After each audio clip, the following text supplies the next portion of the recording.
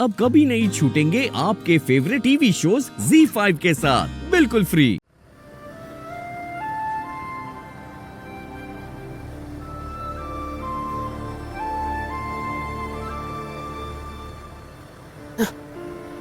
Thank you. बाबूजी, अम्मा का कुछ फोन आया था? अम्मा का फोन? नहीं, अम्मा को कोई फोन नहीं आया। क्यों? नहीं, थोड़ी देर पहले कह रही थी हाथ सुन पड़ रहे हैं, सुबह से दवाई नहीं खाई तो घर जाके दवाई खा के आती हूँ। अब तक कुछ फोन नहीं आया, मैंने सोचा आपको फोन करके कुछ बता दिया होगा। मैडम जी, दादी ठीक तो है ना? तुम्हें ज्यादा चिंता करने की जरूरत नहीं है।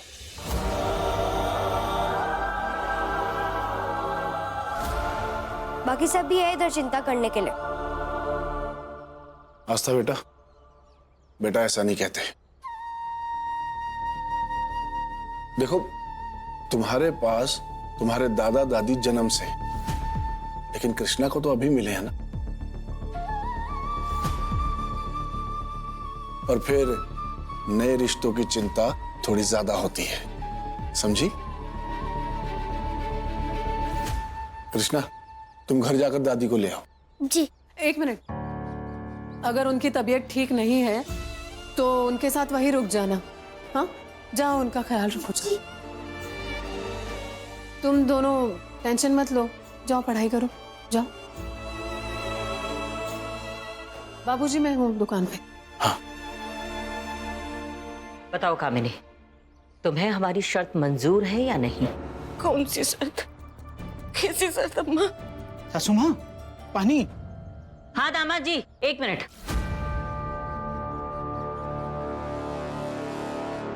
देखो कामिनी, हम दोनों ये बात बहुत अच्छे से जानते हैं कि इस घर में अरविंद के बच्चे को अगर कोई मार सकता है तो वो सिर्फ तुम हो।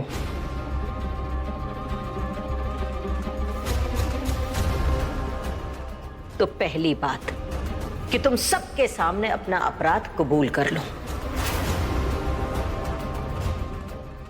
और दूसरी बात कि अरविंद, महुआ और दामाद जी के सामने कृष्णा को स्वीकार कर लो, और उन सब से भी कहोगी कि स्वीकार करें कृष्णा को।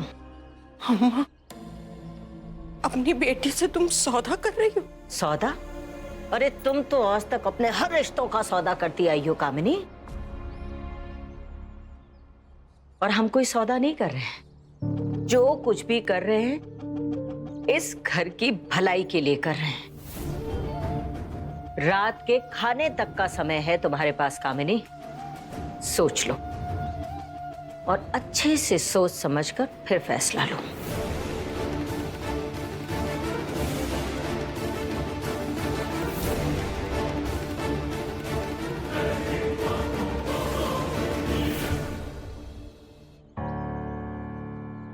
अम्मा, कुछ बताया उसने? कहाँ जा रही थी गहने लेकर?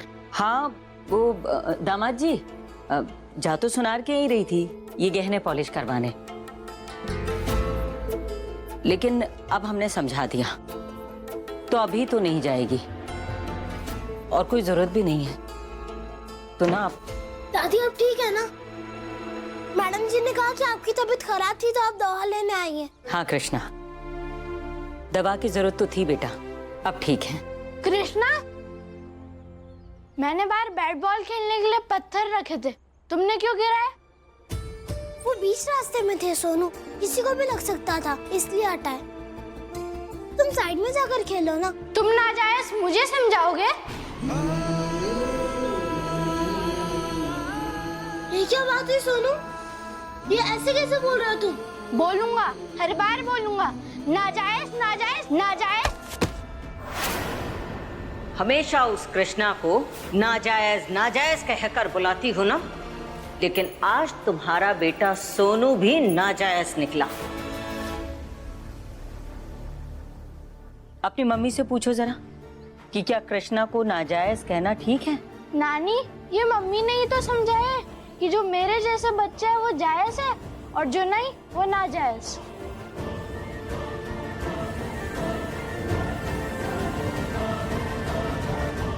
अच्छा, एक बार अभी जाकर पूछो।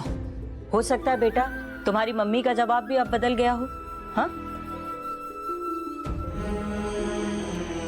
कभी कभी परिस्थितियों के हिसाब से भी ना इंसान की सोच बदल जाती है बेटा। तो जाओ जाकर पूछो एक बार। मम्मी मम्मी मम्मी, ये नानी क्या कह रही है? कृष्णा को नाजायज कहना गलत है क्या?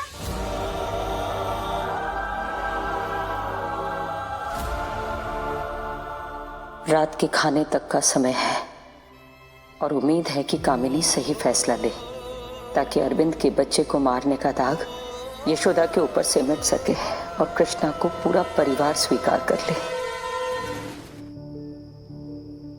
हम दोनों ये बात बहुत अच्छे से जानते हैं कि इस घर में अरविंद के बच्चे को अगर कोई मार सकता है तो वो सिर्फ तुम हो। तुम सबके सामने अपना अपराध कबूल कर लो। अरविंद, महुआ और दामाद जी के सामने कृष्णा को स्वीकार कर लो और उन सब से भी कहोगी कि स्वीकार करें कृष्णा को। कामिनी,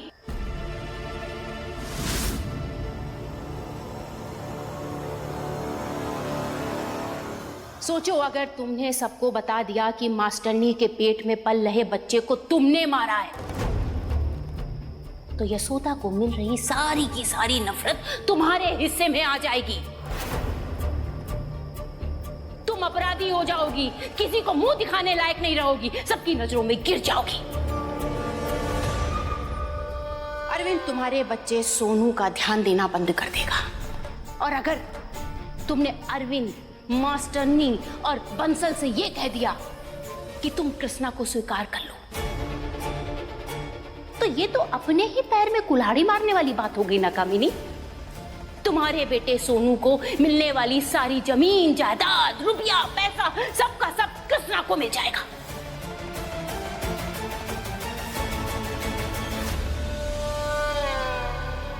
लेकिन अगर हमने अम्मा की बात नहीं मानी और अम्मा ने सारी सच्चाई घर वालों को बता दी, तब भी तो हम कहीं मुंह दिखाने लायक नहीं रहेंगे, किसी से नजर नहीं मिला पाएंगे, हमारा घर उजड़ जाएगा। तो क्या करोगी? सबको सच बता दोगी? देखो कामिनी, एक बात तुम हमारी हमेशा ध्यान रखना, माँ माँ होती है, चाहे वो पहली हो और चाहे वो दूसरी, और मालती तुम्हारी माँ है। कोई भी फैसला लेने से पहले हमारी ये बात ध्यान रखना, समझी?